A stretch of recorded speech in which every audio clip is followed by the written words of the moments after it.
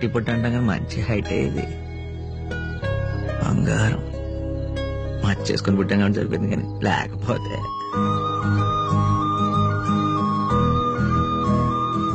వీళ్ళ నిద్రపోతూ చుట్టం ఇదే ఫస్ట్ టైం. కుక్క పిల్ల బలి పడుకున్నాడే.